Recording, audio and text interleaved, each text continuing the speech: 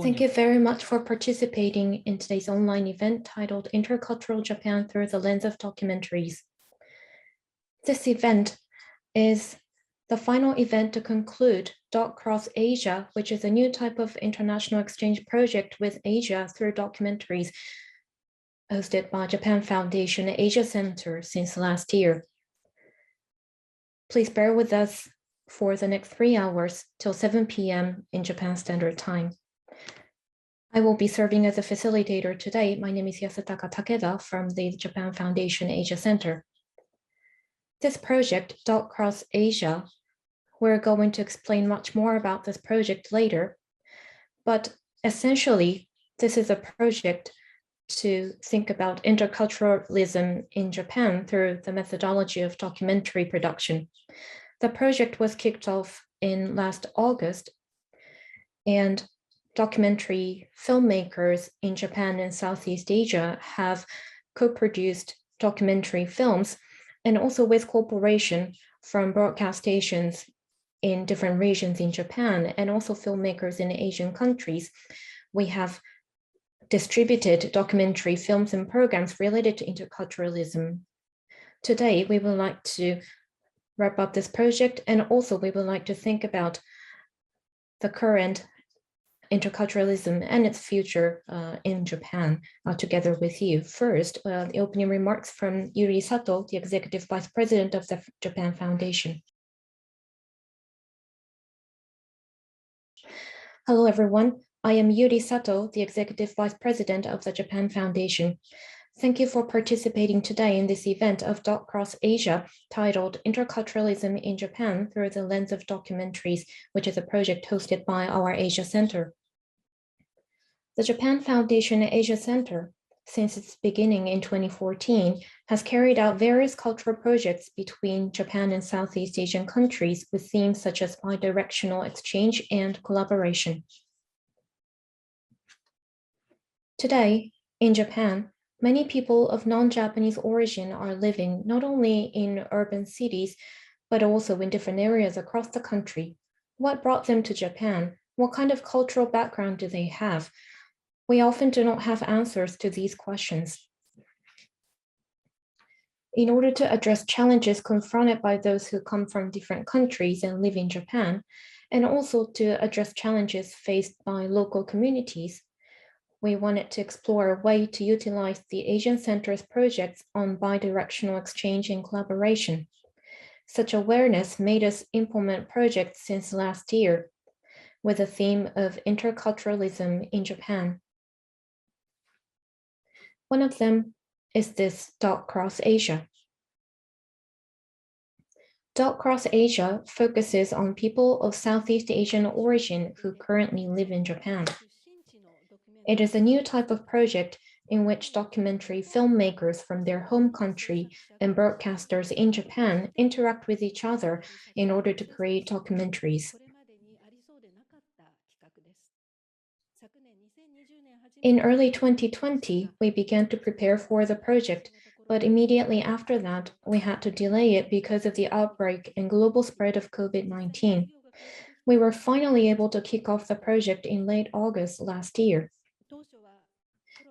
Initially, we had expected that the pandemic will subside in the new year, and we had planned to travel between Japan and Southeast Asian countries for production. But as you're aware, the situation just worsened, and we had to choose an unexpected process for DocCross Asia, which was to film separately in respective countries. Today, we will be showing 2 films which were just completed recently after many twists and turns. I'm incredibly excited to watch them. Moreover, I'm looking forward to learning how the speakers today have shared the same theme and objective in order to create a single film.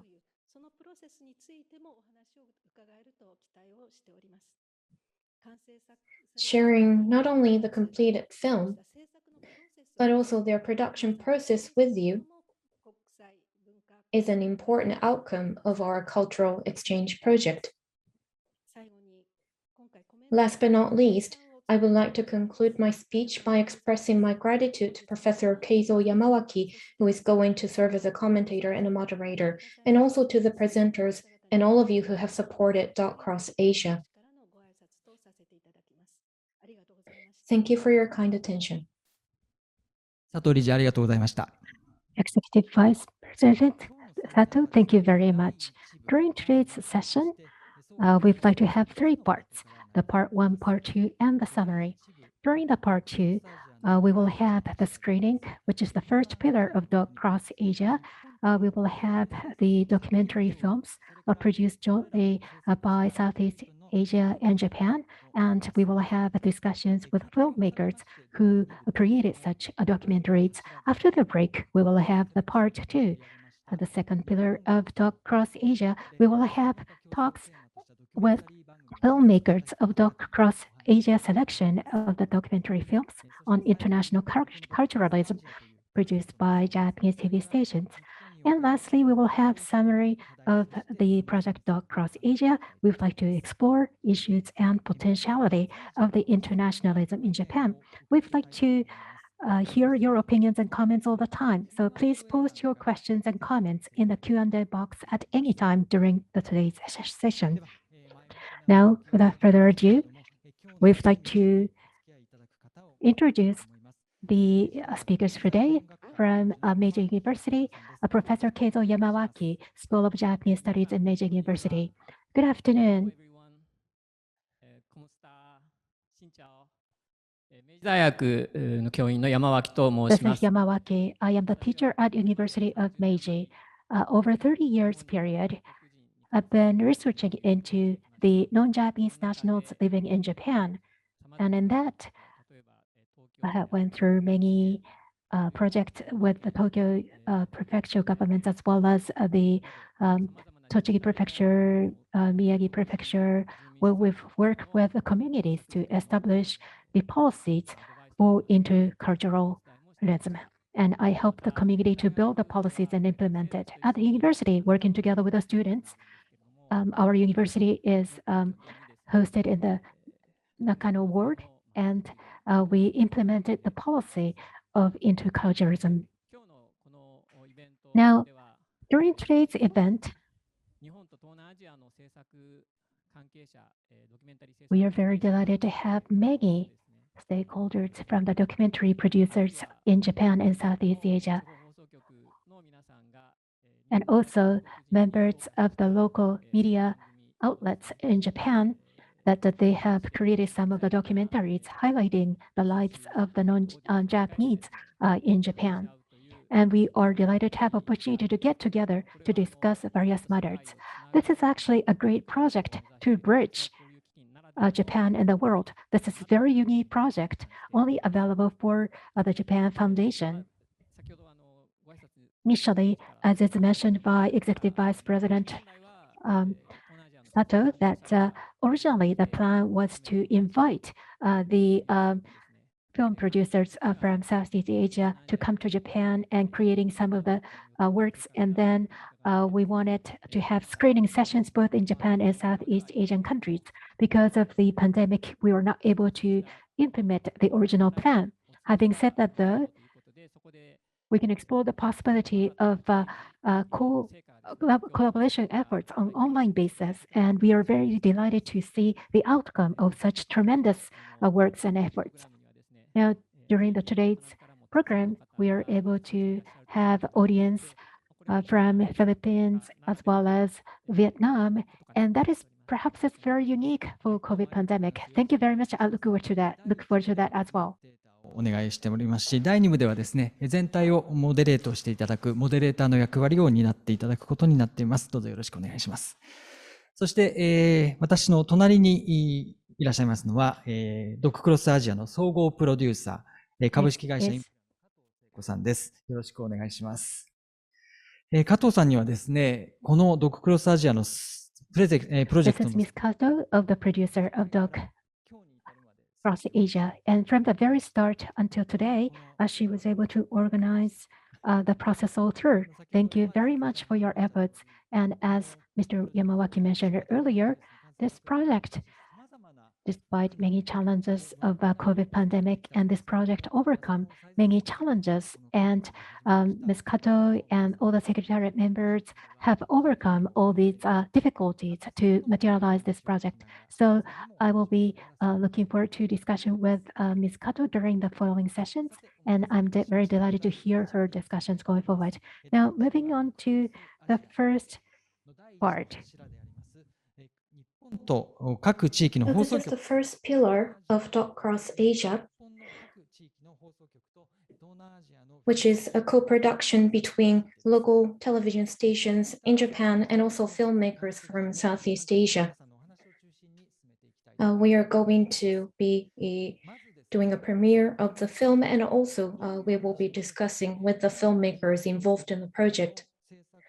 First of all, we would like to learn how filmmakers from Southeast Asia and Japan started to work with each other. I'd like to ask Kato-san to explain the framework and methodology. Now over to you, Kato-san. So DocCross Asia, as the word speaks for itself, it is to cross documentaries or to have cross perspectives from Japan and Southeast Asia. In Japanese regional cities, there are communities that have advanced efforts related to interculturalism, and other communities face more difficult challenges than the others. And there are many journalists and filmmakers who are focusing on such challenges. On the other hand, in Southeast Asia, they have momentum in documentary production space, and there are many talented filmmakers. So the key point was to exchange viewpoints of filmmakers and broadcasters in Japan and Southeast Asia who would never meet with each other in our day-to-day life, so that we can create a great synergy. The website. So first of all, producers from Japanese broadcast station presented their plans for programs and films online, and then individual meetings take place. And then there's team matching, and each team produces 2 films. The main producer is the producer from a Japanese TV station. And they produce the Japanese version to broadcast on their station, and filmmakers from Southeast Asia produces the international version, and they both use the same footage. This presentation took place in November last year, and 66 filmmakers from 10 countries in total participated. Japanese broadcast stations presented in English, or they used videos with English subtitle to explain the objective of their plan and their expectations. There were about 30 meetings between filmmakers, and it took 3 weeks to complete them all. And finally, we have the Philippines team, Vietnam team, and actually we had one more, Myanmar team, but unfortunately, they had to give up their project. Actual production began from this January. However, because of the continuous spread of COVID-19, shooting and filming were not easy, and we could not meet in person. We had to use online platform in order to discuss the setting of the protagonist and share footages and do editorial meetings. This was a completely new project where filmmakers did not meet each other in person. Today, we are going to be showing the international version from the Philippines and the Vietnam team. Thank you very much, Kato-san. So now, first, we would like to show you the first film out of the 2 produced for this project. This is a co-production between a Filipino filmmaker, Mr. Kristoffer Brugada, and also Goolight, a cable television station from Susaka City in Nagano. The director in charge is Atsuko Church. After the premiere, we are going to be interviewing the two. The title of the film is I Dream of Caring. The film features Filipino people who are working in Japan as a caregiver and also who are dreaming of working in Japan as a caregiver. This is a 26-minute film. If you have bad internet connection, please play the video from the link in the chat box. Now, please enjoy.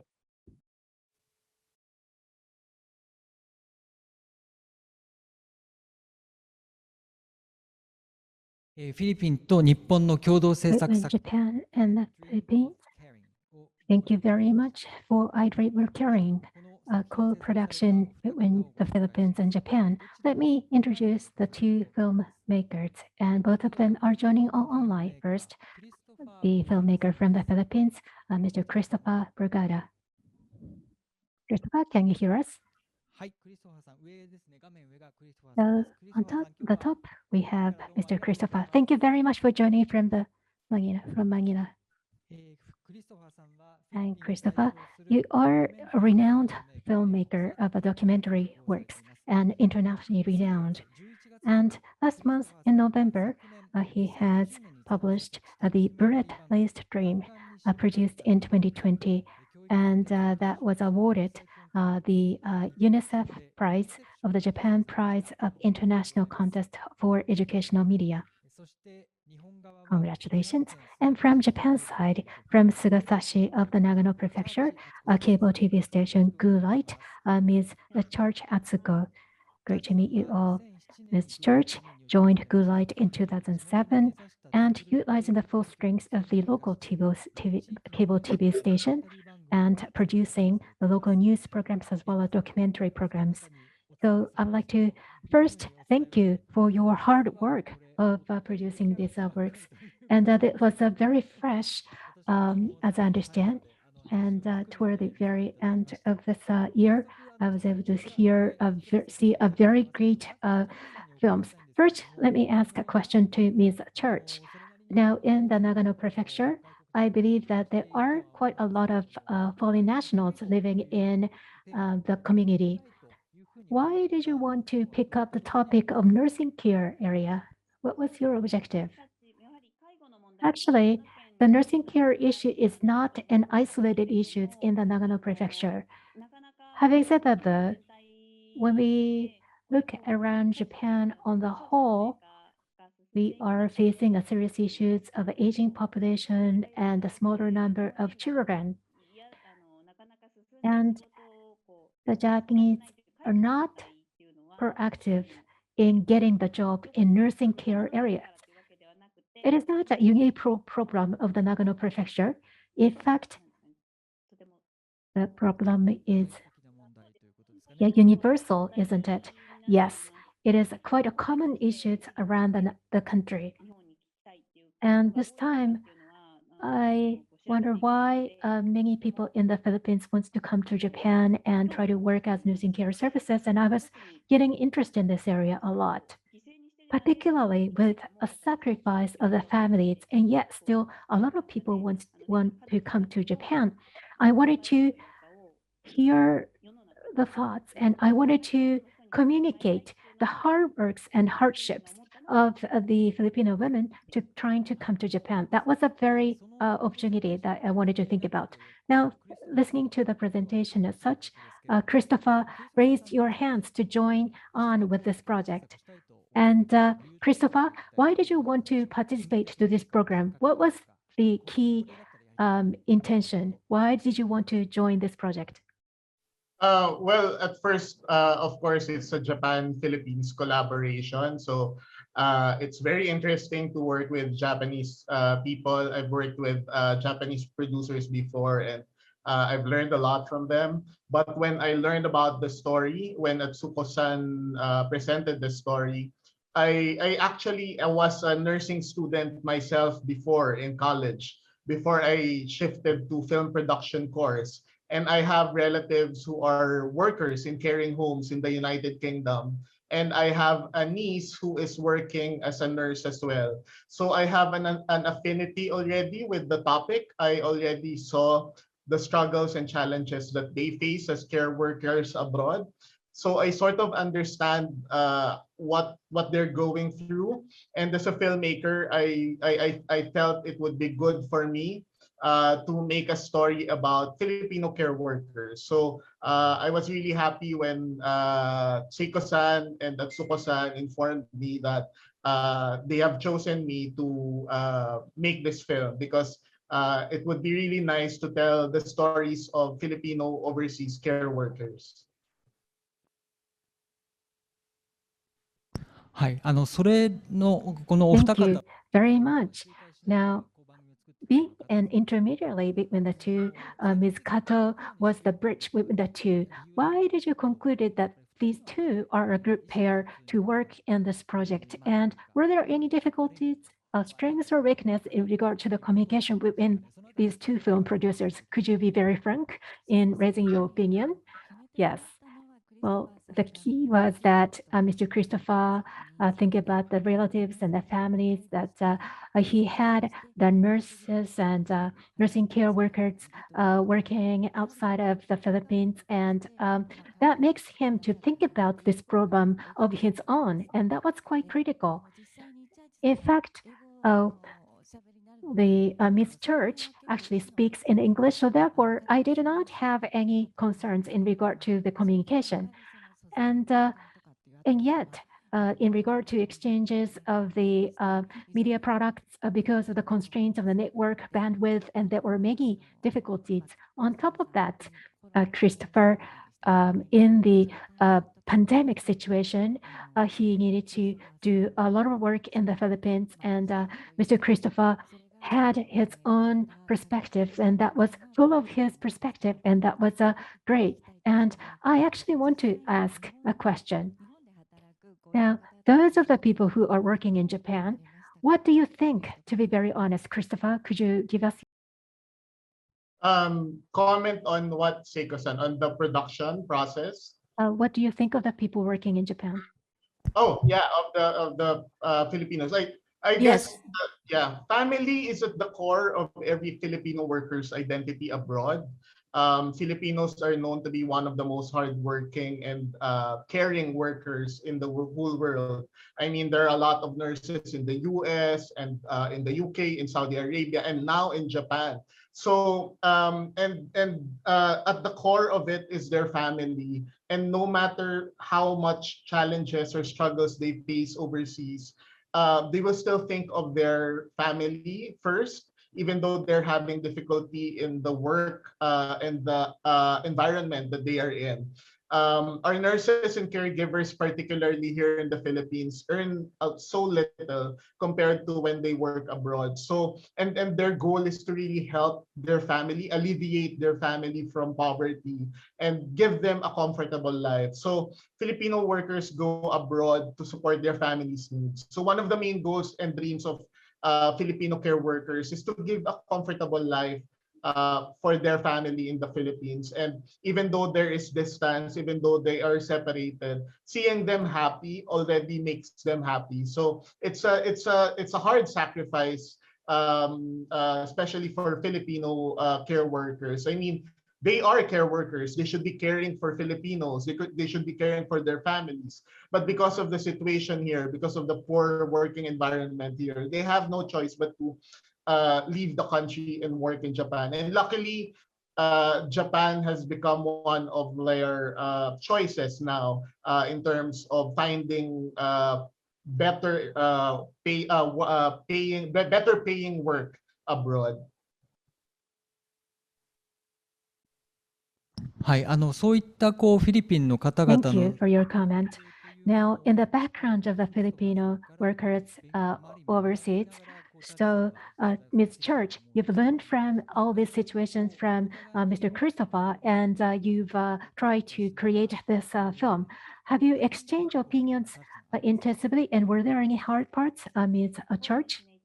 Well, what's struggling for me was that Well, I'm doing and research and interviews in Japanese, and of course, I need to talk with the Filipino workers in Japan in Japanese.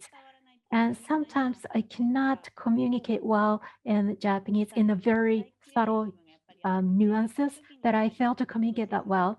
And when I feel that, it was a bit difficult for the joint production, co-production, because when I was solely covering the Japanese people, then I can communicate well. So I felt a bit of a constraint in overcoming the gap in communication. That was actually the difficulties that I thought. It was the barrier of the language per se. Well, when that happens, could you ask the Kristoffer to help you?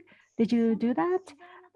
During the interview, well, actually, if there were the help from Mr. Kristoffer during the interview session over the phone and so forth, that could have been better. However, on site, I was not able to ask for the help. However, after the end of the interview, we exchanged emails with Kristoffer. Well, originally, Mr. Kristoffer could have come to Japan and jointly filming on site.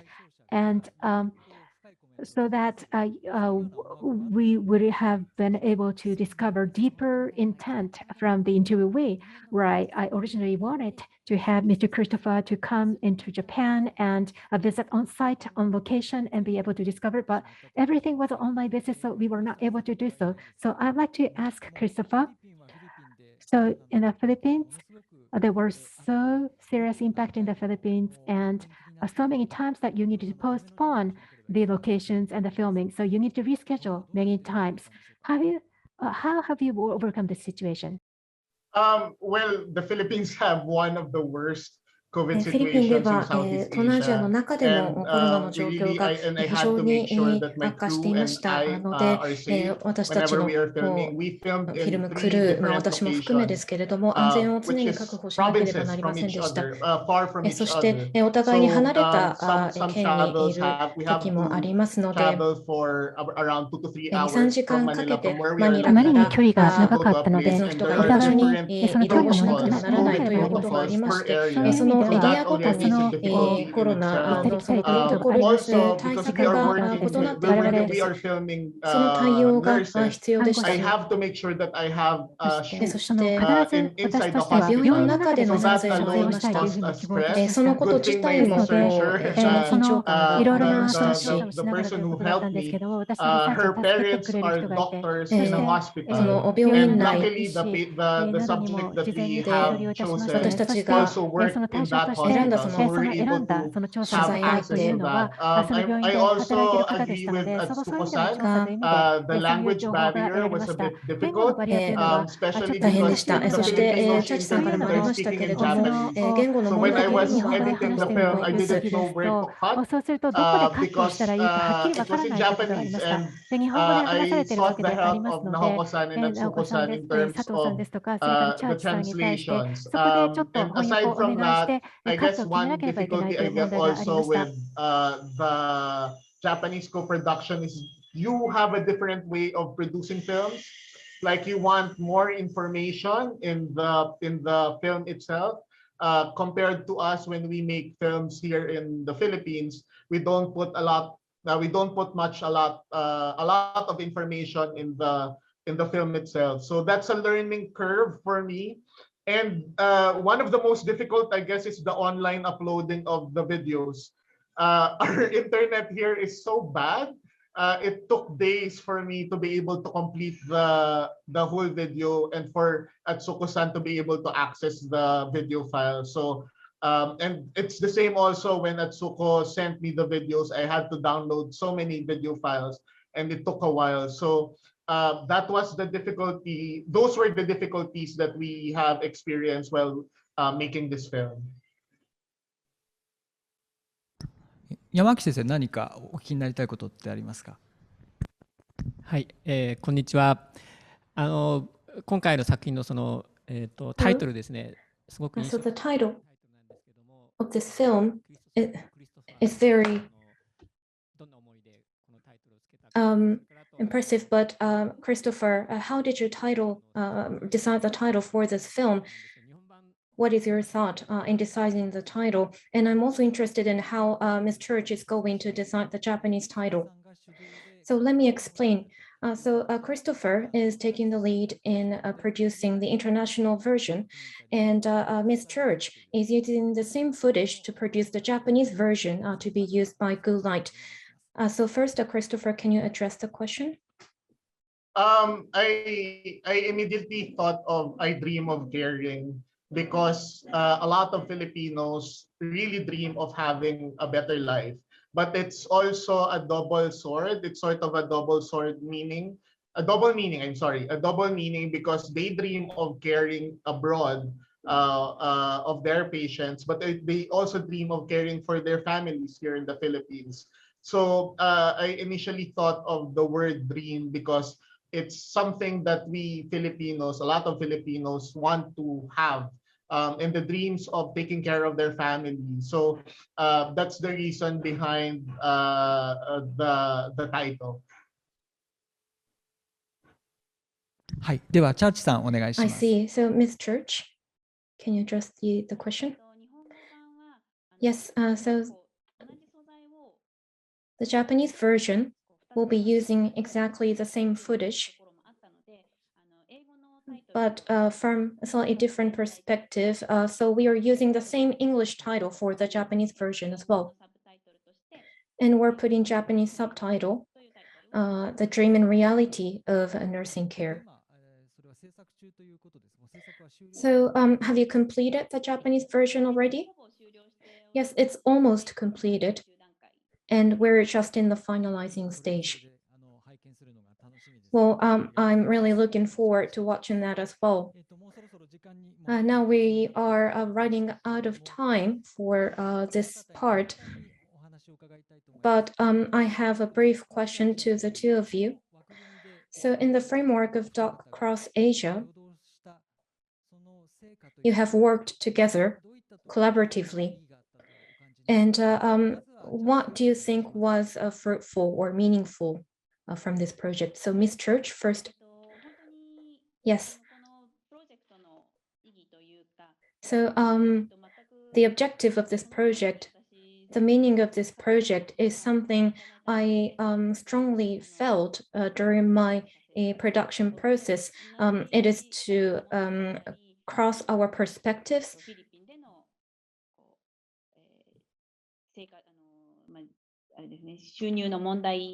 So there is an issue of wage in the Philippines or Filipino people having to work in foreign countries. And we are also bringing in Japanese perspective, and there's also Filipino perspective from the Philippine side. And I was strongly feeling the synergy there. I learned a lot from this process, and through this production, I also learned differences between how we produce films and how we shoot footages. And there were many things I could learn from this project. And also, in cable television industry, this project draws a lot of attention.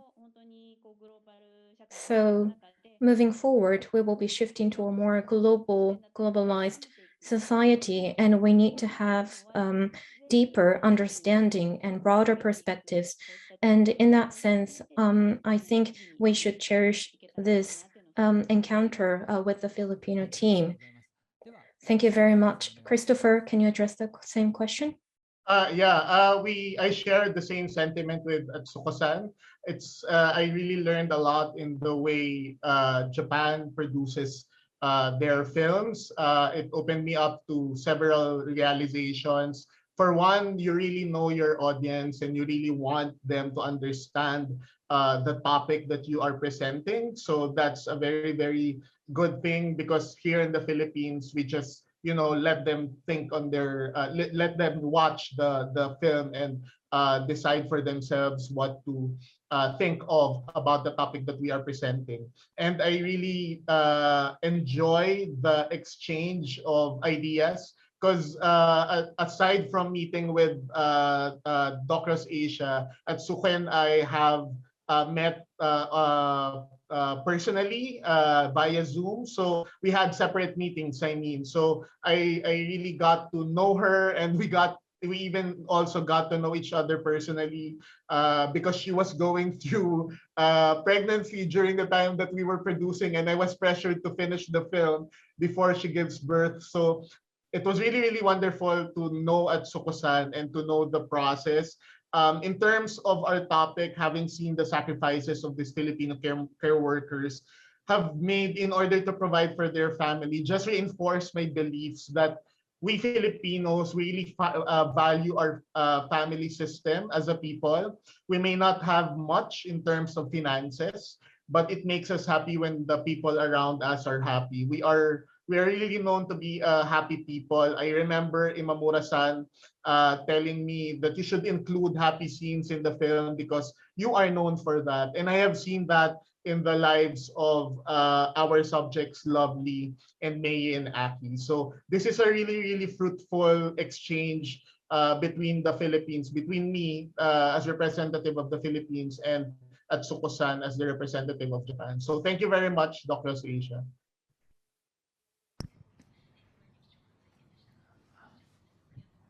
はい、ありがとうございます。Thank you very much for that. So, Yamawaki-san, Professor Yamawaki, can you briefly comment? Yes. So, after watching the film, for one thing, from the Japanese perspective, we are facing shortage of caregivers, and we are really grateful that people are coming from the Philippines to work as caregiver in Japan. But on the other hand, for the female caregiver that appears in the film, I saw a comment that she was going to begin studying nursing even more. So she has her own career path as an individual. So I think we in Japan also need to think about what this situation means for the Filipino caregivers working in Japan. And also there are people in the Philippines who are dreaming of working in Japan, and maybe that can be realized someday. But when she comes to Japan, it means that she will be living away from her family.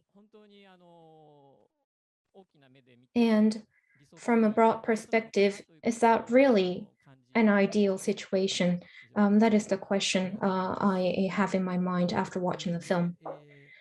Thank you for the comment.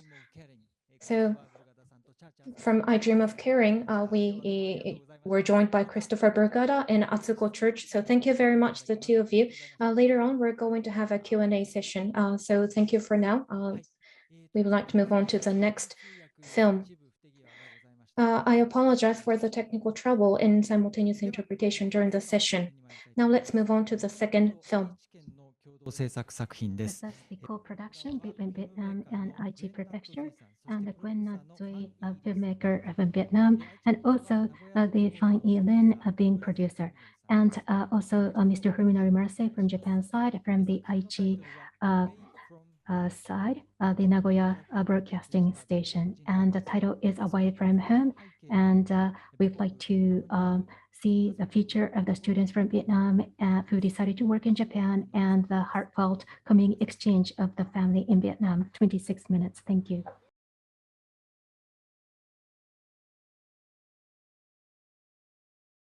Thank you. That was Away from Home, a co-production between Vietnam and Japan. Now let me introduce the producers. First, from Vietnam, we have attendees online, filmmaker Nhat and producer Phan Linh. On your left-hand side, we have Dui-san, and on the right-hand side, we have Linh-san. I'm going to be calling them Dui-san and Linh-san today. So thank you for joining from Hanoi today.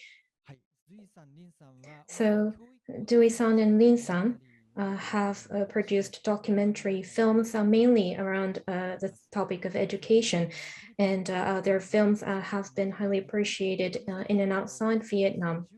So Japan Prize, UNICEF Prize was awarded to Kristoffer from the Philippines, and the same prize has been awarded to their film Sister in 2018. And also in the venue, we have Mr. Fuminori MURASE, who's the producer of Nagoya Television Broadcasting, who was in charge of production on Aichi prefecture side. He has been in charge of a news program on Nagoya Television in Aichi Prefecture in central Japan. And since 2017, he has been serving as a producer of documentary program as well. In 2020, he won the grand prize of the 47th HBF prize for his film Small Actions, Big Results. So this film was also completed about 2 days ago. Yes, just in time for the premiere. Thank you. Thank you for your hard work.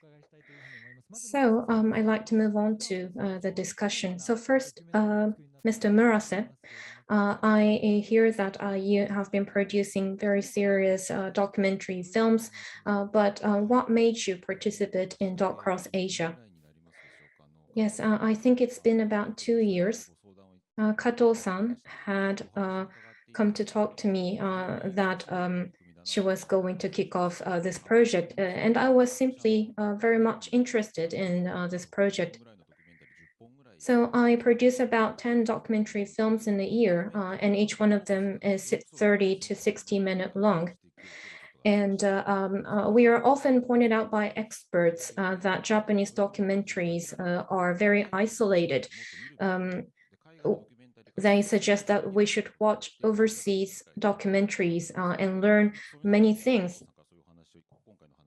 And because I had such awareness, I became very much interested in joining DocCross Asia after Kato-san came to talk to me.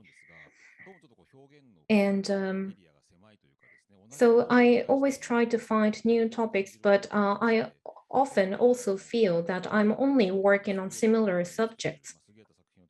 And when I look around in Asia, I came to think that I want to interact with documentary filmmakers who are working on interesting subjects. So I thought this was a great opportunity. Thank you. So Dewey-san and Lin-san, you raised your hands to join Murase-san in producing this film. But why the two of you decide to join DocCross Asia? Yes, first of all, we have cooperated with Impleo before with Tokyo Docs, and that project brings us a lot of experience. So in this project, we want to have that chance again to work with Impleo, and also we are looking for the opportunity to cooperate with the Japanese filmmaker. はい、ありがとうございます。 Thank you. So the team was decided and you were about to go on shooting, but I hear that there were many challenges, many changes in the process. Kato-san, was that true? Yes, Murase-san, I think we faced a lot of difficulties. I think what is completed as a film is very different from what we were expecting initially. Yes, so as you saw in the film, so there's a part-time class in a middle school in Nagoya, and we were planning to focus on a 17-year-old boy who goes to that school. And we started to interview him, and initially he responded to our interview, but eventually he came to dislike our camera. And we asked why. Vietnamese people living in Japan have a strong sense of community. And he talked to people in the community that he belongs to. And he was told by the members of the community to refrain from responding to the interview. So we were still able to interview him during class, but we were unable to reach out to him during his private time. So Lin-san, Jui-san, hello. Yeah. 相談をしたら、他のじゃあ So I consulted with the two of them, and we decided to look for a different person to feature in the film. So Hoa-san is teaching Japanese in that school, and we talked to her and we learned her background, and it turned out that she loves Japan. She is an international student and she is looking for a job in Japan. So after gaining consent from Hoa-san, I suggested to Lin-san and Dui-san to feature on Hoa-san. So we decided to continue our interview with Hoa-san since then. I see. And Dui-san and Lin-san worked with us on interviews, and they contributed very much in doing a research on how we should put together this film. So Dui-san and Lin-san, you decided to feature Hoa-san in your new plan. And what was it that you tried to emphasize and focus on during your interview? At first, we focus on Yen. Yen is Hoa little sister, and we want to make the story of the two sisters. Yen want to follow the dream of her sister, and Hoa, she have a big dream and she want to work and try very hard to stay in Japan, and her motivation is passed on her sister. At first, we was thinking to develop the story based on the two sisters. But when we make an interview with the mother and to know her family deeper, we change the protagonist from Ian is the little sister to the mother, because we think the mother is more charming character. And also from her background, the mother, she doesn't have the education. She just finished seventh grade, and then she married when she was 19. So she doesn't want her daughters to follow the same path. So she wants her daughter to have better education. So actually, Hoa dreams is the mother dreams. So that is why we change a bit from the sister to the mother, and this is how you look at the movie now. はい、最後の方はもうお母さんの Thank you. So toward the end, I remember a scene of mother riding a motorbike to commute every day. That was very impressive. So Murase-san, how did you feel when that was suggested? Well, I also became very much interested in the mother. Normally, I interview for news programs, and when I interview people from Vietnam living in Japanese, that's when we have a criminal case or in a very negative situation, when there is a problem. But we do not really report what brought them to Japan. What is their family background? We rarely do that in Japanese news program. And Dui-san and Lee-san made such proposal. So, and that made me have more interest and pay more attention to people coming from Vietnam. What brought them here? What is their cultural background? And that's what I wanted to convey to the audience as well. So I agreed with their proposal. That's very interesting. So there was still COVID, and Murase-san, you were very busy, and I think you faced many difficulties in doing interviews. So Lin-san and Dui-san took some footages, and I heard that you were shocked to see their footages, but why were you shocked? From the very beginning, when I looked at the footage, and power of the image was quite strong. I knew that from to begin with. When I got involved and I saw the footage, and that was just, I was awed. The power of the image, that was beautiful. It looks like a cinematography, and it seems that there are so powerful message that is coming out of the images. And on the other hand, I thought I was defeated completely. That was a very difficult recognition. And I was very happy that I was able to get involved in this project. By looking at this image, I invited my engineers to take a look. And this is the Asian documentary. And I was able to use this as to convince them. And therefore, I greatly appreciate this joint project. To share my personal opinions, Rin-san and Zui-san, you have taken some footage from far away to shoot the protagonist from a long distance. That was quite impressive. Have you thought a lot to take such footage? You mean the footage when we filmed the mother at the market, and this is long distance, right?そうです、そうです。 Yes, exactly. Yes, so we usually use that technique when we make documentary, that we keep distance from our team to the protagonist. So they will feel more convenience and more natural to talk. So actually that scenes we took from 4 p.m. to 7 p.m. So it's almost, it's about 3 hours. 3 hours. And then we select only few minutes to show you. So it's the need time and distance to, to give space for the protagonist to express themselves better.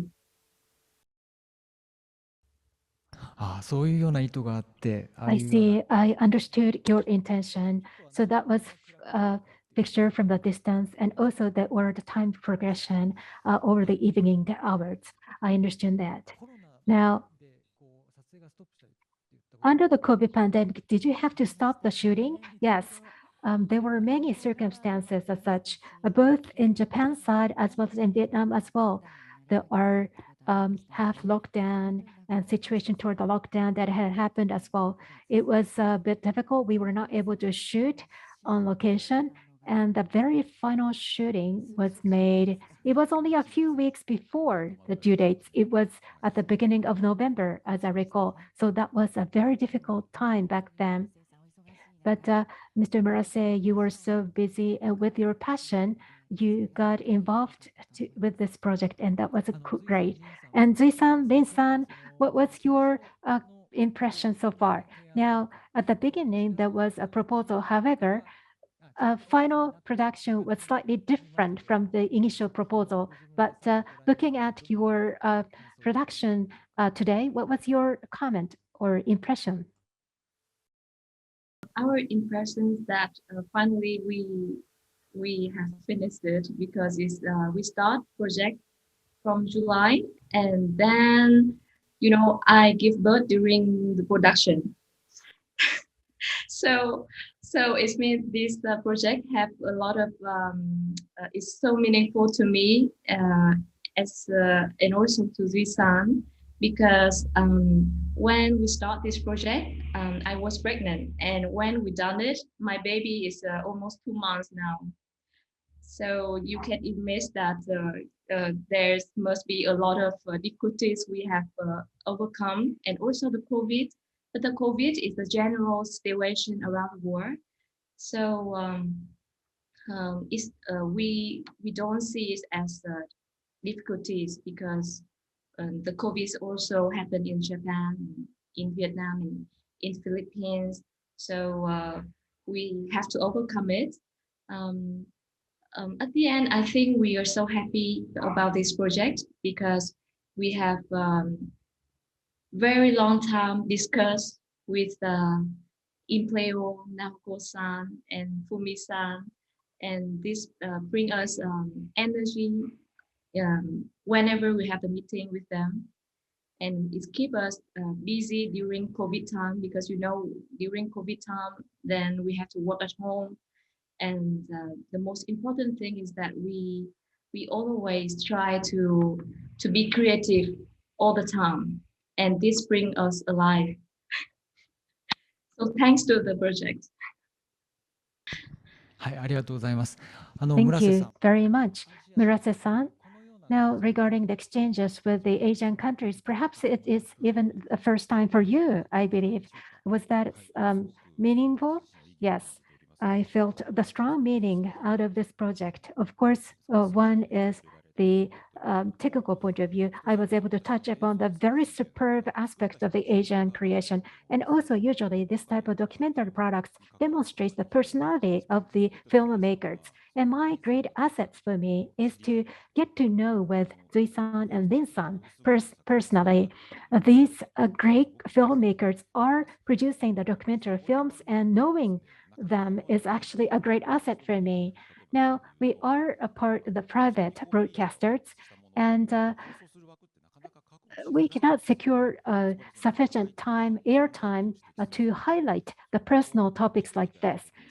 We always have to be answering to the what issues that we need to put out, which is common for the society at large. And of course, there are some dramas and the stories behind the personal lives, but it is very hard to secure the airtime, picking up the personal stories like this. And I was able to secure the airtime, and I was able to get in touch with all these filmmakers. And perhaps we should take a different approach. Perhaps think about the film first, and we have to think about securing the airtime. So process would be vice versa. So I fully counted on Zui-san and Lin-san and Priya members, and I thank everyone for this project. And I'd like to create our own of this nature. Now, in regard to the intercultural aspects, be it Nagoya, be it in Nagoya Prefecture, I believe that there are people with many nationalities. And through this project, have you changed your perspective toward these people?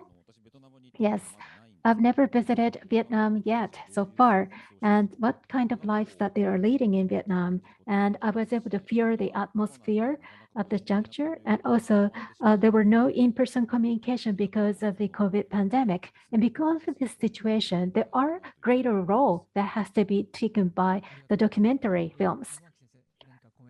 Professor Yamawaki, please. In fact, the time is constrained, therefore, I would like to make 3 comments. First of all, we were able to highlight the students from Vietnam. And when we look at the foreign workers working in Japan, number of people from Vietnam is the highest among all different nationalities. And there are increasing interests and concern about the students from Vietnam. So we were very happy to have a program highlighting the students from Vietnam. And second, as Murase-san mentioned earlier, it is not just the student themselves, but also the families, for example, in particular mother in the home country. What the mother think of their daughters, that is actually universal. That must have been a great messages to the Japanese audience. And the third is that the protagonist, the student herself, is studying about the intercultural study. And I am teaching in the intercultural studies at the Meiji University. And that was a topic very personal to me. And my students, particularly the students in the younger generation, for them, job hunting is a big topic and big challenges for them as well. So I think that perhaps the students in Japan may feel very similar and similarities with her living situation. That's what I thought. Thank you very much. Thank you for the comments. Now, Zui-san, Lin-san, Murase-san, thank you very much. Now, we will have the overall question and answer, so please wait for a few moments. And now we'd like to invite the co-production of the Philippines and Japan, and we invite 2 previous speakers as well. Now, Kristoffer-san and Lin-san, do you know each other, isn't it? Have you met through orientation, and perhaps you might have had some personal relations with them as well? There are several questions, so I'd like to ask the question at this moment. Maybe it was mentioned during the session, but in producing this kind of documentary films, how do you persuade the protagonist so that they will cooperate with you for interview and shooting. In Vietnam, you completely changed the protagonist in the middle of your process. So first there was Hoa-san, and her mother is featured toward the end of the film. So this is a question to Zui-san and Lin-san. How did you make or persuade the mother to become the protagonist? Were there any secrets? How did you persuade? Yes, I think there's not a big secret to convince them, because normally we just to be we honest to the protagonist, and we share with them what we're gonna do, and just it's not a big secret under it. And the mother, she have really a big dream for the daughters, and she know that she want to be a part of her way on her dream. So we don't have a big difficulties to convince the mother, just to be honest with them. フィリピンのクリストファーさんはどう I でしょう see. What about Kristoffer from the Philippines? So, too, living in the Philippines, dreaming of working as a caregiver in Japan, how did you persuade them? Well, Filipinos are very open. You put a camera, even though there's a storm, you put a camera on them and they will smile. They will. They're very happy people. And with our subject, we told them what the film is about, our goal, and that's basically it. They agreed to it, although there were restrictions because of COVID. They were afraid to let people in, but we assured them that, you know, we are doing our best. We are following all the protocols just to make them feel safe about it. So there were shoots that we had to wear the PPE, the protective suits, just so to assure them that we are also protecting them. So yeah.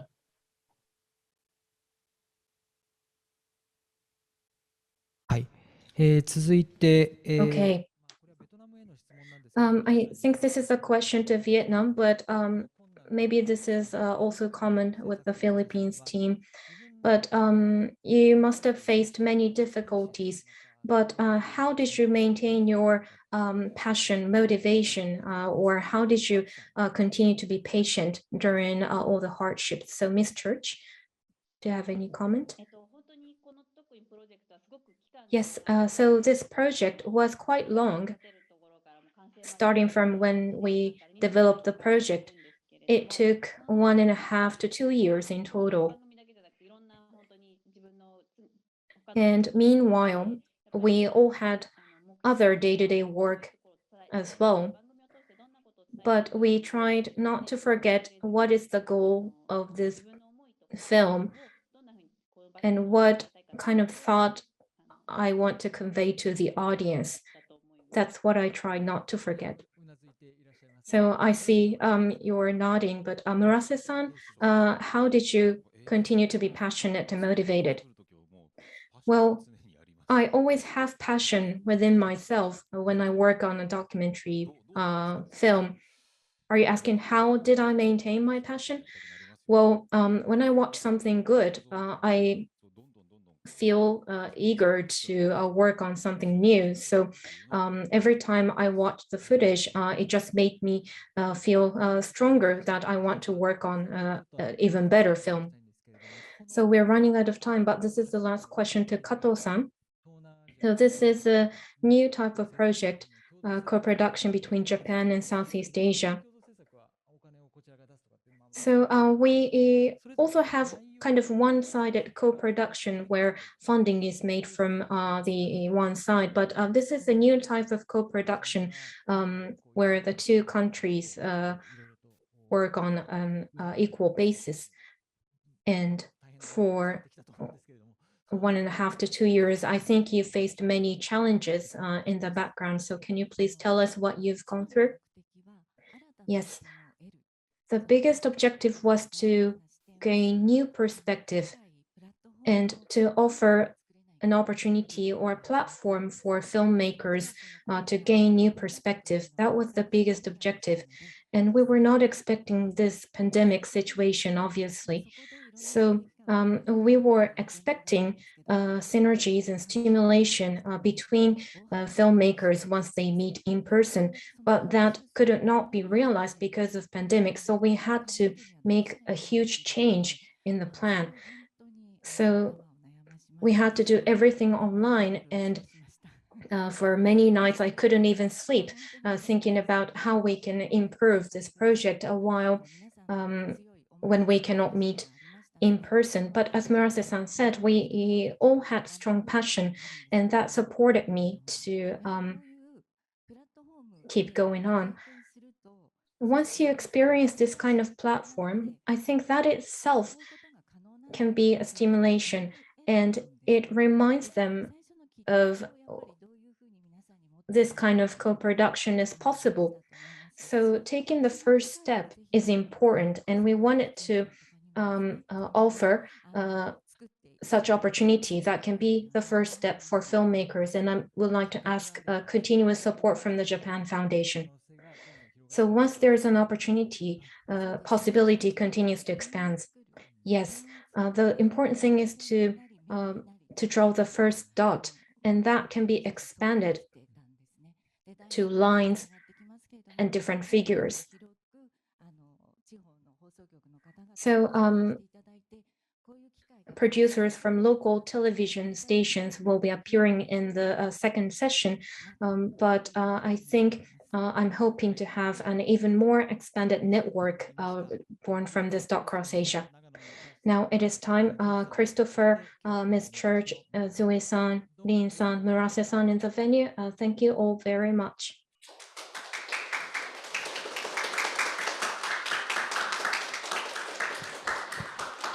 Thank you. This is the end of the first session. We're going to be taking a 5-minute break. So from 6:05, we will be resuming the second session. Thank you.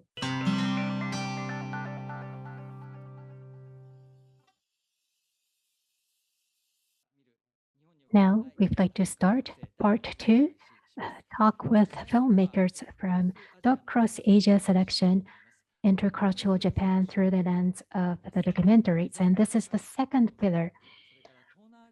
Across Japan and for Southeast Asia, many filmmakers and the local TV stations have produced the documentary programs, and these are distributed on the platform. Now, there are 9 Japanese programs and 3 Southeast Asian programs. A total of 12 programs are on our platform. We attached the English subtitles for the Japanese programs and Japanese subtitles on the Southeast Asian programs. It will be very rare occasions to be able to take a view of such many programs across Japan and Southeast Asia, so please visit our platform.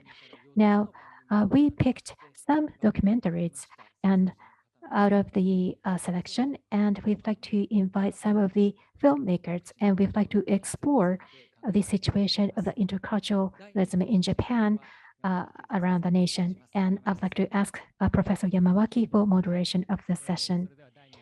Thank you. I'd like to now start the part 2 of this program. I usually am reading the papers and the literatures, and when I teach at the university classes, I sometimes show the news programs and documentary programs of the foreign countries to have our students to discuss about that topic. And we'd like to pick up 4 programs, and we'd like to have discussions with the filmmakers. All of them are quite interesting and attractive programs. And I am wishing to show this to my students going forward.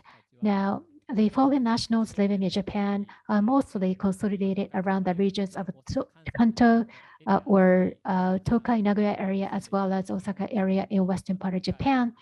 And yet, this time around, the program covers from Hokkaido on the north end, as well as Aichi or Nagano and Fukuoka, that it is quite significant that you will be able to get to know the current situation across Japan.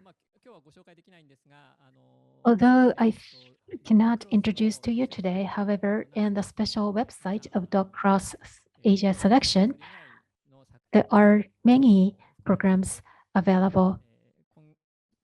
And toward the end of this month, you will be able to watch free of charge. In particular, site number 2, the title is Noto 2010. That is highlighting the Ishikawa Prefecture, living with aging and population Noto 2020. And that was a very interesting program. So therefore, I hope that viewers able to take a look, take a watch at the later timing. Now, we'd like to move on to the first work from the Hokkaido Broadcasting Station. The Kami, the interculturalism in Hokkaido, and this is the Kamikawa town of Hokkaido is highlighted. And although they are living in the same city, and yet the students are tracing the completely different pathways going forward. And the first program is Kami-san from Vietnam, The Future of an Inclusive Society. And it was produced by the reporter back then belonging to Hokkaido Broadcasting, Ms. Huki Kamai. She retired from this company and she is currently studying journalism at the University of Waseda. And the production of this particular program was a very big turning point for her, and we hope to explore that area as well. Now, Higashikawa town of Hokkaido is a very interesting case study, drawing attention among the researchers into the inclusive and intercultural study. And for the first time, they've established a public Japanese language school. And the town mayor is a person full of the ideas, and he is materializing many projects in the town. And Ms. Kamai, that you decided to pick up this particular town, and what was the reason behind this? In fact, the first lead was a very common local news report in the local newspaper. In Higashikawa, there will be a scholarship to foreign students, and they will be studying to become their nursing care giver, and so that they can contribute back to the local community. So I visited, I read that article for the first time, and that was a very starting point of making this work. When I was watching this particular program, during the first half, the tone of this work was very bright. It seems that this town is very proactive, doing proactive initiatives. And from the middle, there were a sad turning point. And it seems that how to receive the foreign nationals in the local cities in Japan, that was the bright side and the dark side of this. And what did you want to make an appeal about this program? Through this program, what I felt strongly was that this is something for granted, and it is short of making in verbal way, be it different nationalities or different names and backgrounds, and yet everyone is human being. What Professor Yamawaki mentioned earlier, the Kami-san was regarded as a treasure for the township and welcomed extensively. But according to the same coverage, there are the technical intern trainees who are working in the town, and they were coming from Vietnam, and they were fired at once without any reasonable cause. And on the other hand, the residents in the town were not aware of such incident. It was a small town, but there are brighter sides versus the dark sides with a different qualification and the status of residence. The treatment for these people are quite different, and I felt really sad about this. Did you intentionally highlight the bright side and the dark side? Well, very starting point was to interview Kami-san. And in the course of the coverage, there were the incident of unreasonable firing of these technical intern trainees. And therefore, I started to cover the both bright side and the dark side. The technical intern trainee issues has been widely discussed and covered in the media reports as well. And there were programs highlighting this type of issues. In some sense, the challenges of the technical intern trainees were, of course, regarded as a great barrier. And what was your impression? Well, there were aspects that I was not able to cover extensively. There was one thing, which is regarding the dark side of the technical intern trainees. Well, there was an organization who were managing the students or trainees from outside of Japan, and that is headquartered in Nagoya City. And I wanted to cover in the media reports, and I was not able to identify the root causes and a core responsible person for this program, and I was not able to cover the deeper reasons of why this whole situation happened.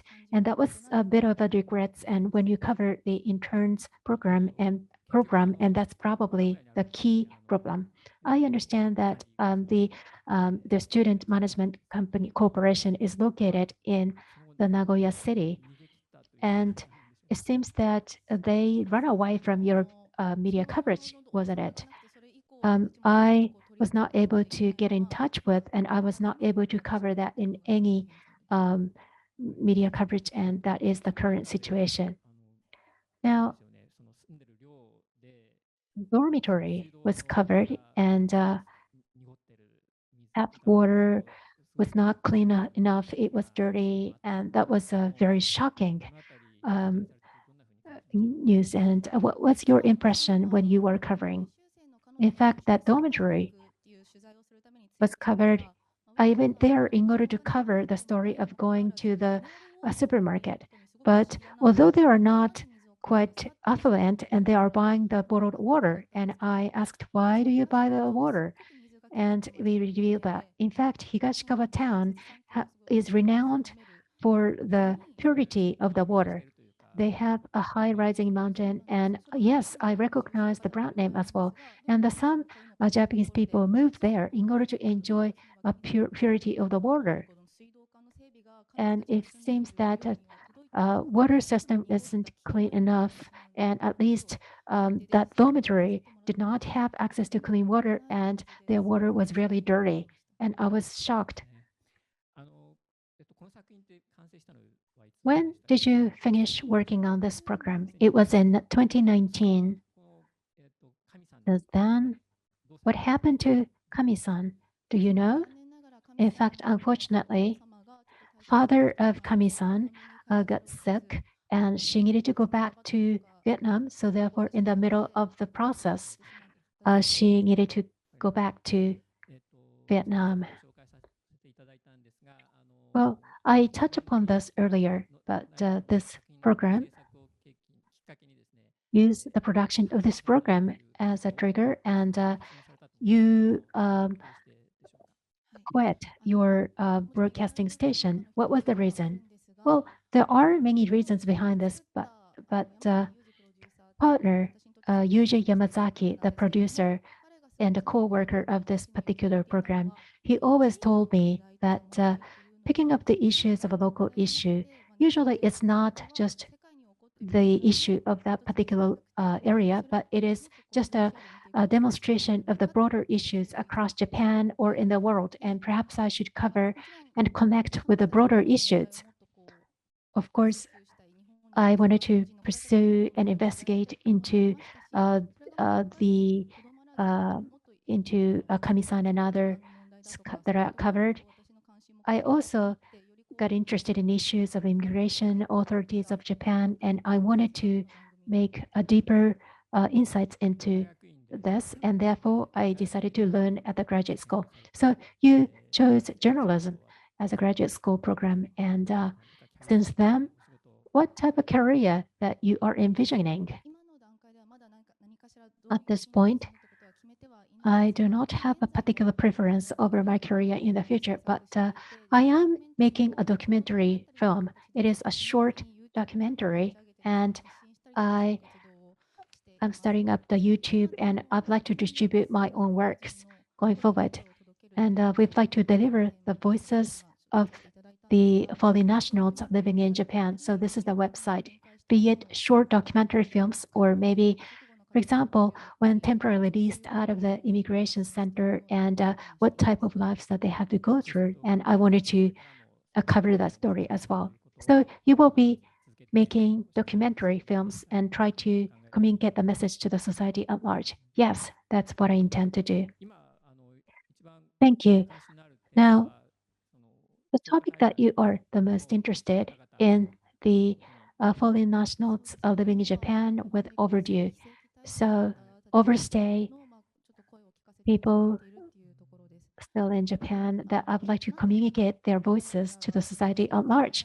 Why are they staying overstay in Japan? And that is a violation of law, immigration laws in Japan. Sometimes the asylum is not asylum status is not well given to Japan, and perhaps not many Japanese people are aware of this type of issues. The reasons behind this is that when you are living as a Japanese national, and it doesn't matter for you how hard that foreign nationals in Japan are going through. And like I mentioned earlier, we all are human beings, and that is the very basics. And use the specific name and the person covering in the program, and we'd like to communicate the message to the society. Thank you very much. We are running out of time. So your program, Kami-san from Vietnam, The Future of an Inclusive Society, use today's session as an opportunity to watch your program on the web. And any messages from you? Students from overseas and technical intern trainees are not the special existence. They are actually one of the neighbors, which is rather invisible for the Japanese people. Although they are having hard time and they are struggling day to day, and through my program of Kami-san, I want you to feel her feeling, and I hope that you will start to think about something about this. Thank you very much, Kamai-san. Now, may I move on to the next program?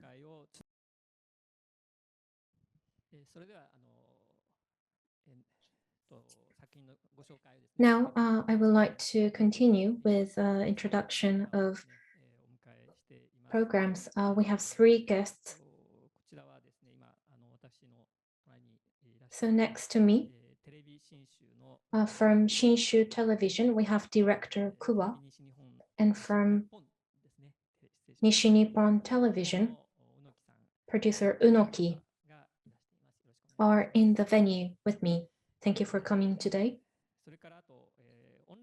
Also, we have an online attendee as well, producer Kiriyama from Aichi Television. Hello. So first of all, I would like to ask a question to Kiriyama-san. So the title of the program is Castaway Kids, Foreign Children Who Can't Go to School. The program features a boy who has Filipino and Japanese parents facing a lot of hardship in the Japanese educational system. That is the main content of this program. So when we think about the theme of interculturalism, education is a big topic. And Kiriyama-san, what made you plan this program? Yes. Initially, as one of intercultural initiative, Aichi Prefecture was holding a Japanese language class. And in the news program, we interviewed that class, and we met Christina Ito, who is hosting that language class. So we came to know her. And in that Japanese language class, we met children who also appear in this program. They were studying very hard to learn Japanese. But at first, we were not sure why they were so eager to learn Japanese. We wanted to know why, so we decided to interview. That is how we began. So when you first visited that language class, were you planning to focus on Ito-san for the program? Yes, in that program, Ito-san is in Aichi Prefecture teaching Japanese to children of foreign origin. So we thought of interviewing her through her activities. And you met students who are coming to the Japanese language class, and I guess you eventually started to focus on those students. Among researchers, Aichi Prefecture is regarded as a front runner in promoting intercultural society, and it is drawing a lot of attention among all the local areas in Japan. But through this program, what was the strongest message you wanted to convey to the audience? So in the center of this program, we have an exam to enter high school. This was taken in 2019, and back then,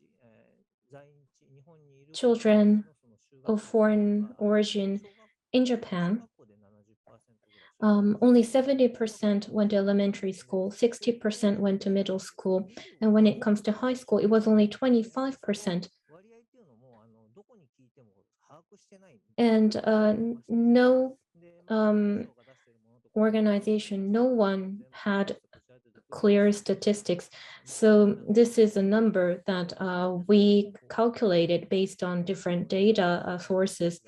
And we wanted to find out why only a small percentage of foreign children in Japan go to school. And when they take an exam to enter high school, we found out that there is a very high hurdle. And because of that reason, some children choose to work instead of going to school.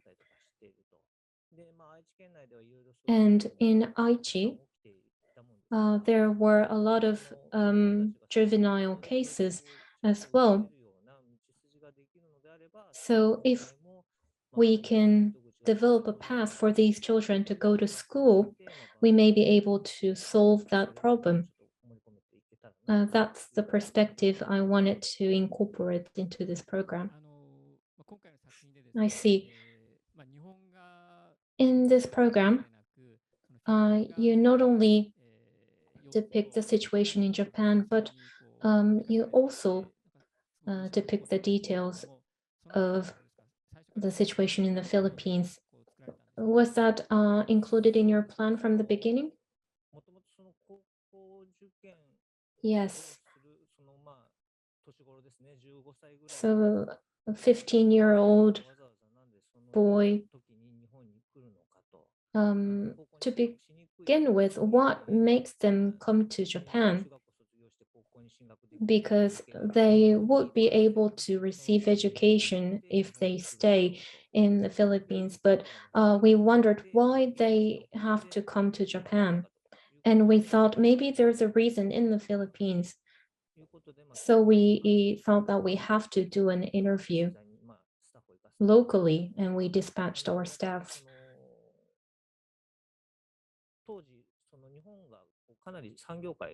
And in Japanese industry, we were facing labor shortage, and we needed a workforce from the overseas. And before Lehman crisis, about 15 years ago, people from the Philippines, especially women from the Philippines, came to Japan to work in the entertainment industry, and they often got married to Japanese men. And there were children who were born back then, and they're about the age of 15 or 16 today. So the request from Japan is sent to the Philippines that we need workforce. And there's a broker in the Philippines who says if the child has Japanese nationality, the parent can get a visa to go to Japan to work. We found that information, and we figured out that was why these children come to Japan, but they face difficulty in going to schools. So we wanted to include that in the program somehow. That's how we interviewed in the Philippines. Thank you. So we are already running out of time, but I think many people will be watching the program. So do you have any message? Yes. Inclusive society is going to be an even more important topic as more foreign nationals will be coming to Japan. And when we interview people, foreign people working in Japanese factories, they say that they only work with Vietnamese colleagues, and they don't have a chance to learn Japanese language. And when we really try to live together, include themselves, I believe it's more important to have opportunities to interact with each other between Japanese and people from overseas. Thank you very much. Since 1990s, Kiriyama-san has been interviewing and producing programs around challenges confronted by foreign nationals. But unfortunately, we have to conclude this session with Kiriyama-san. But thank you very much for joining us.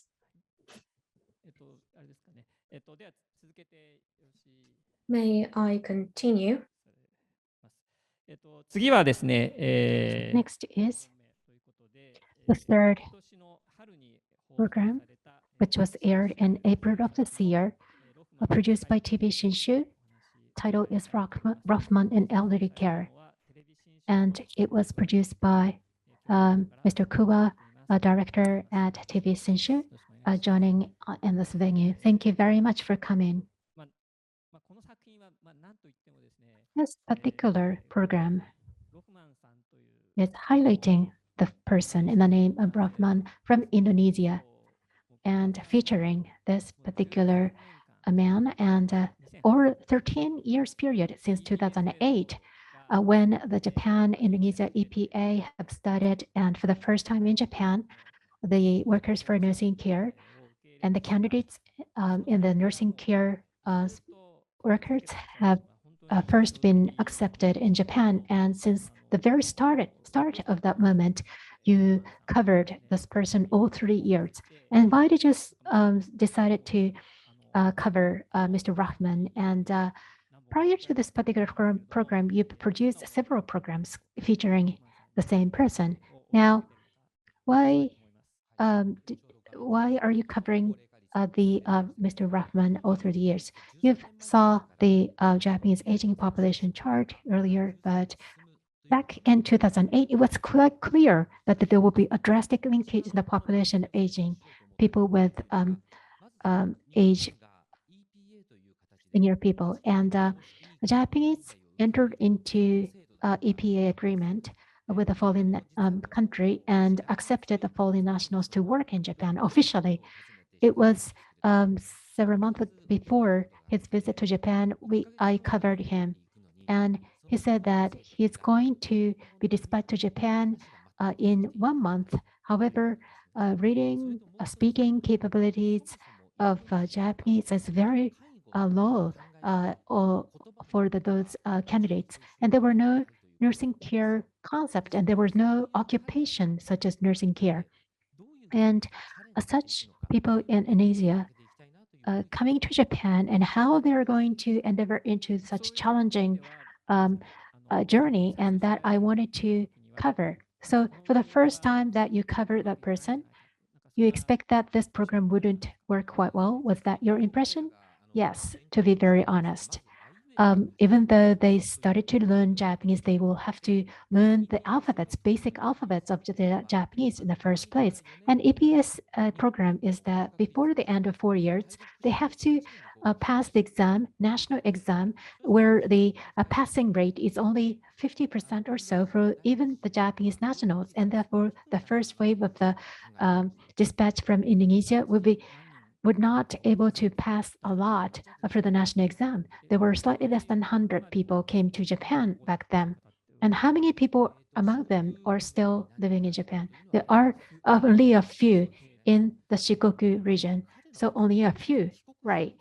So they often went back to Indonesia once, and then after a year or 2 years, they came back to Japan. So they are going back and forth between Japan and Indonesia. So this is Mr. Rahman as well, toward the right, yes. So on the left is his friends from Indonesia, isn't he? Yes, he went back to Indonesia for good. Well, in fact, he went back to Indonesia. However, now he came back to Japan, and for 5 or 6 years, he worked at the facility in the Gifu prefecture, and then once again, he went back to Indonesia. So there are many histories. And I'd like to ask a question. Now, through this program, what was the strongest message that you wanted to deliver? The topic for today's discussion is the interculturalism. And over a decade ago, I didn't actually produce this under the interculturalism. In fact, Japan is cherished with longevity. There are many senior people where there are less number of people supporting such elderly, and I believe that we have to count on the foreign nationals to help support this type of work. However, the core work of the nursing care is the essential work, such as supporting the meal, eating, and the washing, and also sometimes it has to take care of the toilets. And such essential work will be perhaps pushing toward the foreign nationals working in Japan. Perhaps that is a unique issue in Japan. Therefore, we all have to think about this particular issues among the Japanese people. Also, foreign nationals are coming to Japan at this point in time. However, the Southeast Asian countries are also facing with the issues of aging population. So in 2 decades, 3 decades in the future, are they still willing to work in Japan?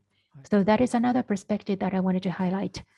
Now, in year 2008, EPA system has started, and at that point in time, it was actually one of the efforts as a part of the economic partnership agreement, and therefore it was just a part of the program. And therefore, the Japanese government did not put it out clearly that we need the workers from overseas, so that we need help from outside of Japan. But it was in 2017 that the nursing care workers have a special residential status in Japan. Once the qualification was obtained, and then foreign nationals will be able to live in Japan using the qualifications, and with the technical intern training system that people were accepted by a nursing care trainee.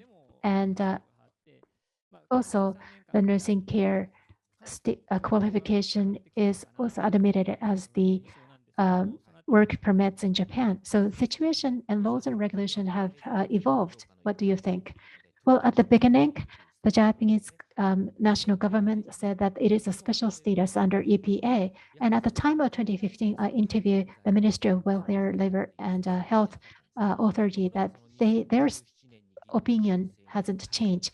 However, now nursing care is added as a technical intern trainee, and it is a part of the special residence status of nursing care specialists. And Japanese national government have changed their opinions, and it is not just pushing this very hard work to the foreign nationals. And 90% of the population in Indonesia are Muslim. And when they first come to Japan, hijab or the cloth that they put on their head, Japanese staff instruct them to get rid of them. Or also the Japanese staff were not aware that there are 5 times of a prayer a day, and there were so many lack of understanding to the culture.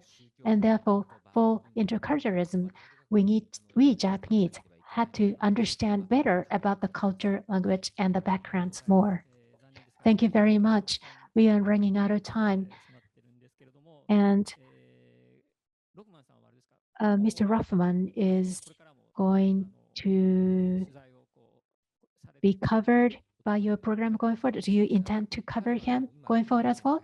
Yes, he went back to Indonesia and he is now working at the sending organization in Indonesia, raising the great talents in Indonesia. So in 5 years' time or so, probably there are some trainees dispatched from his organization from Indonesia to Japan. Well, the students in his organization, I hope that they will not feel uncomfortable living in Japan. I would like to make further reports going forward. I expect your work going forward as well. Thank you very much. テレビ西日本制作のあなたの隣のネパール人 From Nishinippon Television, the title of the program is The Nepalese Person Near You. We have producer Unoki with us. So Unoki-san is also the head of the documentary slot co-produced by 8 TV stations in Kyushu called Document Kyushu. And there is another program distributed on our platform produced by Document Kyushu. This is a program produced by Miyazaki Television titled Habib's Wheelchair. And I'm really impressed by Habib-san. Yes, he has brushed up his technical skills and he produces wheelchair for the people, for the society in a foreign country. That is very impressive. So because of time constraints, we cannot fully introduce the film today, but I hope you will watch the film at your leisure time. So Kyushu has been regarded as an area that has strong connection with Asia. And in terms of interculturalism and international exchange, we often find very advanced initiatives in Kyushu. So Unoki-san, what is the message you wanted to convey through this program? Yes, so this program was aired in January 2019, at the end of January 2019, so almost 3 years ago. The Immigration Control Act was revised just before that, and people started to pay more attention to the issue around immigration. And in Fukuoka Prefecture at the time, they were having increasing number of foreign immigrants to Japan. And if the number continues to grow, we are going to be living in the same community, and we wanted to think about how we can live together as good neighbors. That's what I wanted the audience to think about by watching this program. Thank you. Actually, I haven't been to Fukuoka. I think about 15 years ago, I once visited Fukuoka to give a lecture. And with people from Fukuoka City and Fukuoka Prefecture, I joined an opinion exchange session. So you are featuring a Nepalese person in this program. Over the past 10 years, Vietnamese and Nepalese people in Japan increased significantly. And in this community, many Nepalese people are living, and you are focusing on that community during this program. And that itself was quite powerful, I would say. And in the self-governing community, I found the leader is paying much attention to this how they live with Nepalese people in their community, and also they are paying much attention to how to teach foreign nationals on how to dispose of garbage in Japan, for example. In 2015, it was only in 2015 that they started this kind of initiative. And exchange between local residents and international students was also started in 2015 by Minami Ward Office. And with Nepalese students, if I remember correctly, they held 4 workshops in order to think about what kind of information should be included in the brochure to be distributed to the immigrants. Yes, in Minami Ward in Fukuoka City, this is the area we are featuring, and this is a 15-minute ride by train from Tenjin, the central area of Fukuoka City. The number of Nepalese people just increased significantly since 2015, and difference between cultures and difference in how to dispose of and separate garbages was the 2 most important topics. On certain days of the week, you dispose of burnable garbages, for example. And because these people often do not know the rules, there were conflicts between local residents and the foreign residents. So the local government and the community worked together to resolve that challenge. So we are already running out of time, but in the program, I remember the store run by the Nepalese people that sells spice and stuff. I saw Japanese customers coming to visit the store and talk about many things. And also there was a Japanese elderly lady who took care of their kids. So was that something you immediately found after beginning your interview? As you said, there are ethnic spices and Nepalese food products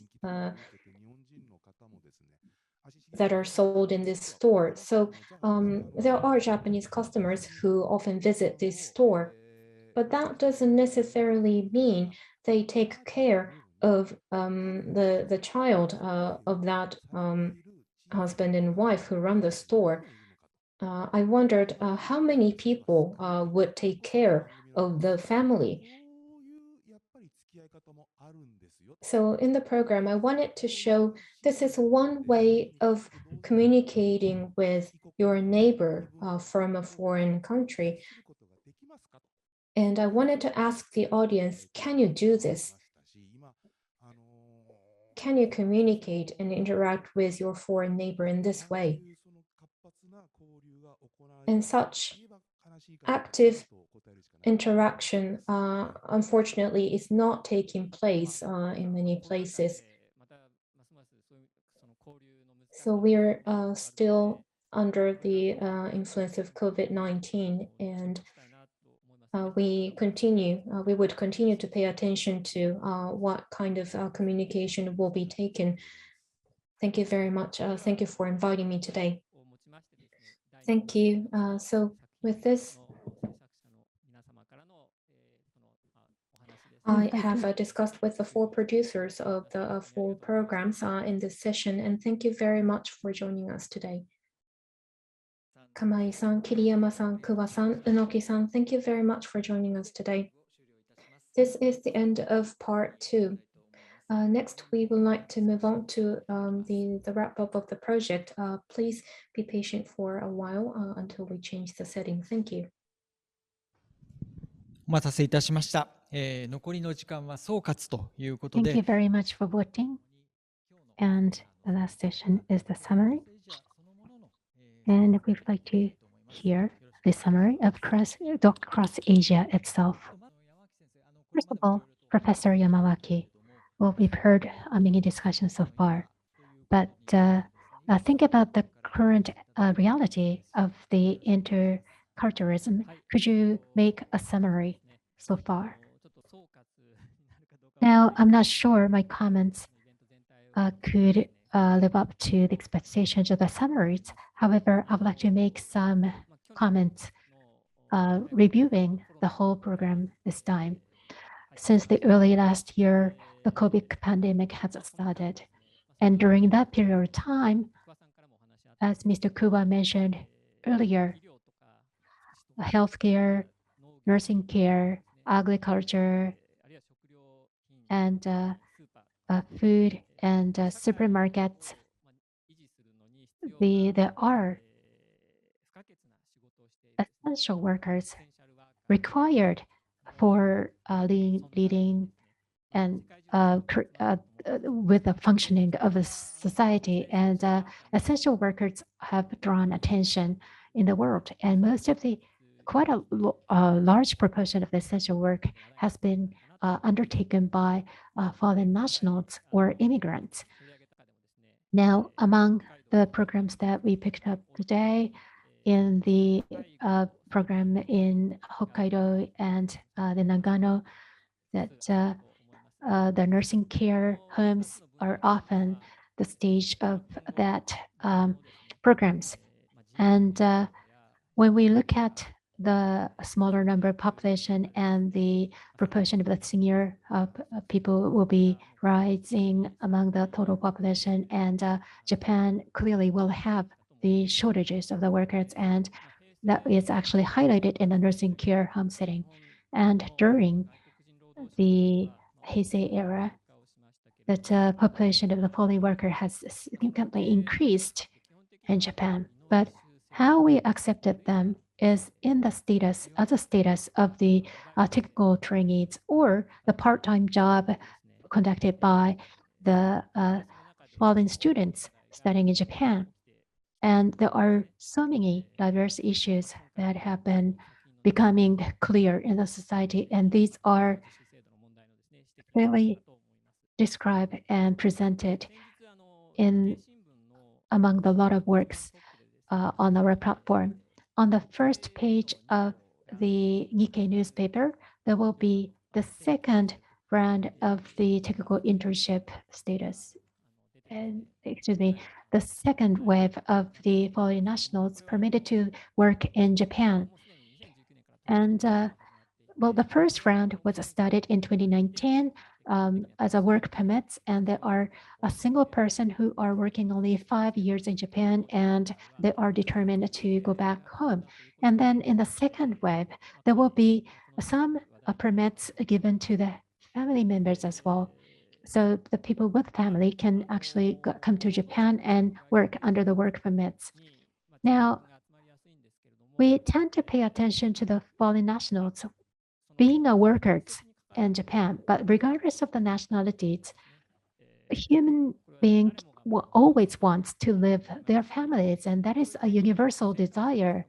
And also, the foreign nationals are also the residents in the community as well. That perspective is quite important as well.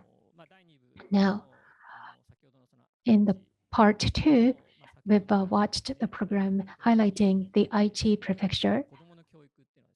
The children's education is, of course, a serious issue for those living in Japan. And when you think about multiculturalism, we need to provide support for the foreign residents in Japan. And also, being a neighbor for them, we need to establish the society of interculturalism. And toward the end, we introduced the program from Fukuoka that tried to describe the issues as that particular problem in the core. And although they started to work in the society, and yet if the residents, people in the community reject foreign nationals living in the community, and Japan would not be able to establish the interculturalism. Now, thank you, Professor Yamawaki. For the last 10 years or so, you are promoting the idea of an intercultural city. You've been participating to such programs. And in our program, we use the term as multiculturalism, but Professor Yamawaki is trying to highlight the interculturalism, and you suggested that interculturalism is probably the better words to describe this type of a program. And the concept of interculturalism, could you elaborate on that more? Well, ahead of Japan, several countries have been proactively received immigration, and European Commission have started an intercultural city program in Europe, and they have had a participation from the European cities. However, around the world, the program was expanded that it would be probably 150 cities from North America, Australia, and also East Asian countries are also taking part to this type of initiative. In the European program, with higher immigration population in the community, how they could establish multicultural society. But perhaps the community itself is multicultural. However, sometimes immigrated people are segregated, and perhaps there are higher level of segregation in the community with the multicultural society. And with such remorse over the progress so far, the intercultural program was started. And in that program, the residents with different backgrounds, interactions between different people. It means that there has to be more proactive interchange of the people, and inclusion has to be promoted in the society. And the interculturalism is focusing on inclusiveness. And in fact, Japan is an observer of this particular initiative, and this year marks the 20th year since Japan becoming an observer. And the Japan Foundation has been involved in this program from the very onset of this program. And the Japan Foundation has been proactive in promoting the exchange between the communities. And the Hamamatsu city, for the first time in Japan, started to join the board of this program. Now, as is mentioned earlier, this program is titled as Multiculturalism in Japan, and that was the title that you put out for the first time. And as is demonstrated in part 1, 2 programs presented today between the Philippines and Japan, as well as Vietnam and Japan. People with different backgrounds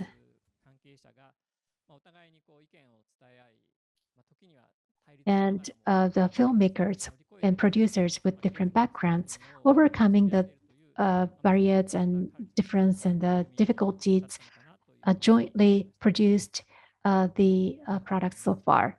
So that was exactly the initiative as interculturalism. Thank you very much for touching upon DocCross Asia.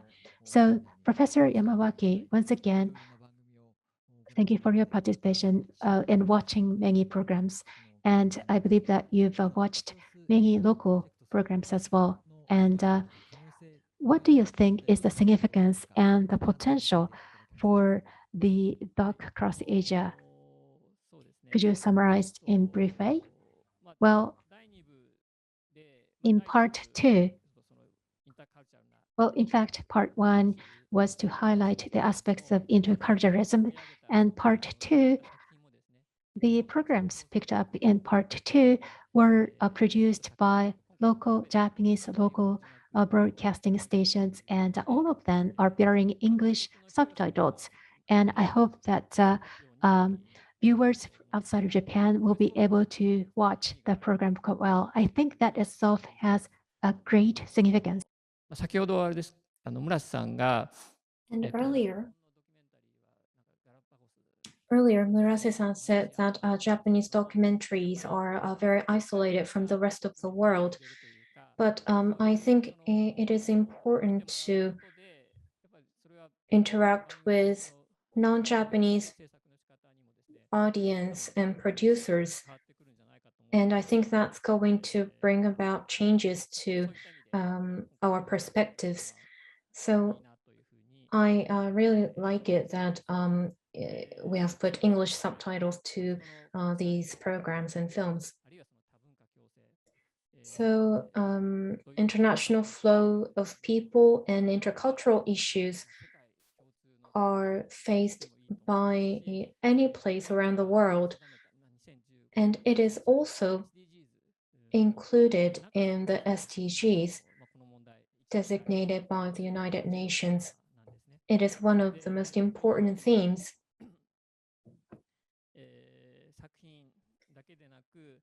So not only the 4 programs that we cover today, but these programs feature Vietnamese, Filipino, Indonesian, and Nepalese people who live in Japan.